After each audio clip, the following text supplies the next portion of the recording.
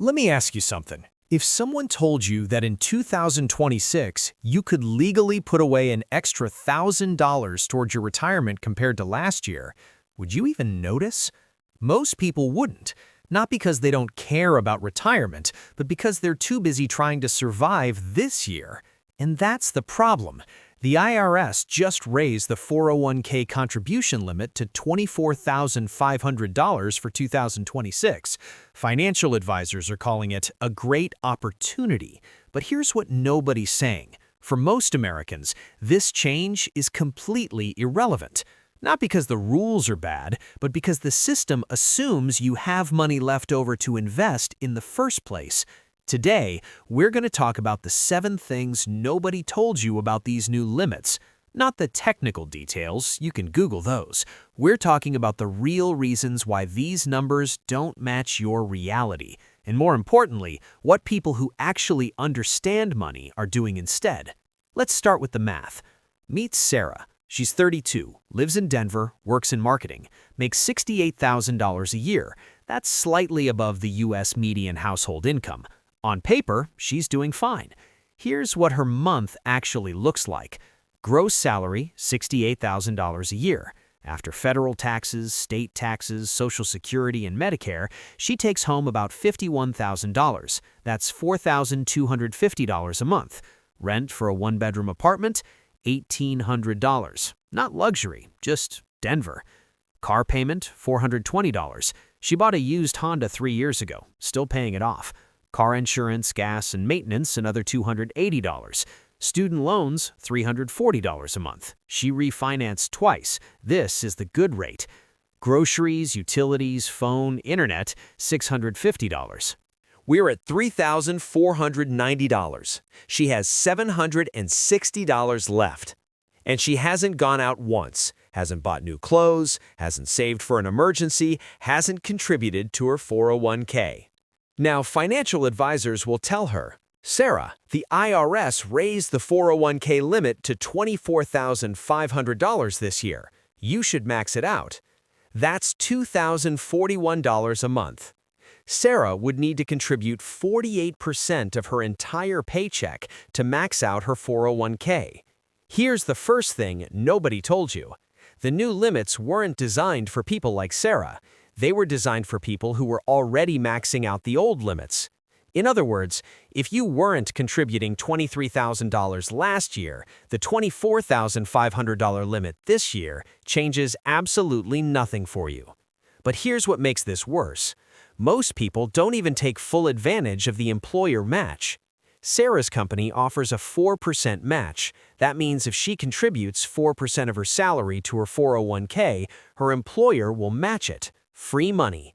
She'd need to contribute about $230 a month to get the full match, around $2,700 a year.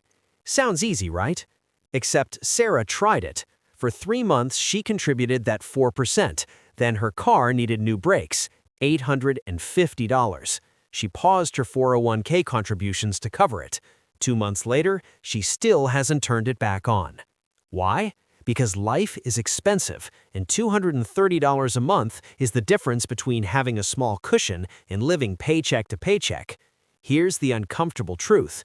The system assumes you have stability, but stability is expensive. The people who benefit most from these limits aren't worried about rent. Let's talk about Michael. He's 45, senior director at a tech company, makes $210,000 a year. His mortgage is paid off, no car payment, no student loans. His kids' college funds are already set up. Michael was already maxing out his 401k at $23,000 last year. The new limit gives him the ability to shelter an extra $1,000 from taxes. For him, this is a minor win, a little more tax efficiency, a little more compound growth. For Sarah, the limit is irrelevant. For Michael, it's useful. The system rewards the people who need it least. Now here's where it gets even stranger. There's a new rule called the super catch-up for people aged 60 to 63. If you're in that age range, you can now contribute an extra $11,250 on top of the $24,500 limit. That's a total of $35,750 a year. On the surface, this sounds great, a last-minute boost before retirement. But think about what this really means. If you're 60 years old and you haven't been saving aggressively for the last 30 years, an extra $11,000 a year for 3 years isn't going to save you. You're trying to make up for decades of missing contributions with a few years of panic saving. And if you have been saving consistently, you're probably already in good shape. You don't need the super catch-up. You're just using it for extra tax optimization. The system gives you the biggest tax break when you're closest to retirement, but the biggest advantage comes from starting early. A 25-year-old who contributes $500 a month for 40 years will end up with more money than a 60-year-old contributing $3,000 a month for 5 years. It's not even close. Compound interest doesn't care about urgency. But here's the irony. When you're 25, $500 a month feels impossible. When you're 60, $3,000 a month feels like your only option. The system is backwards. So what do people who actually understand money do? They ignore the noise and focus on the minimum effective dose. They don't try to max out their 401k if it means living with zero flexibility. They contribute enough to get the employer match. That's it. Free money first. Everything else is optional. Then they build an emergency fund. Not because it's sexy, but because emergencies are expensive, and expensive things derail everything. Once they have stability, then they increase retirement contributions, slowly, 1% at a time. They don't go from 4% to 15% overnight. They go from 4% to 5%, then 5% to 6%, over years.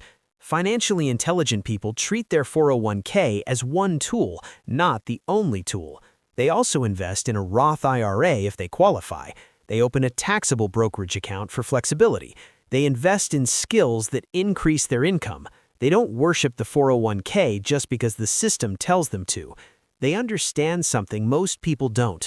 Retirement accounts are designed to delay taxes, not eliminate them. When you're 70 and withdrawing from your 401k, you'll still pay taxes. The IRS isn't giving you free money, they're just letting you borrow time. Financially intelligent people know this, so they diversify. Some tax-deferred, some tax-free, some taxable. They don't put all their eggs in one basket just because the basket has the word retirement on it. Here's the reality. The new 401k limits aren't bad, but they're not designed for people who are struggling. They're designed for people who are already winning. If you're not maxing out your 401k, that's okay.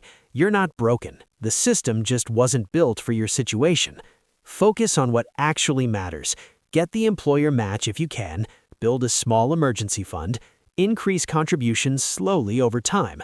Don't compare yourself to people in completely different financial situations. The goal isn't to feel guilty. The goal is to see the system clearly, and once you see it, you can stop letting it make you feel like you're failing. You're not behind. You're just playing a different game. If this made you think differently about your 401k, consider subscribing. We talk about money the way it actually works, not the way it's supposed to work. Thanks for watching.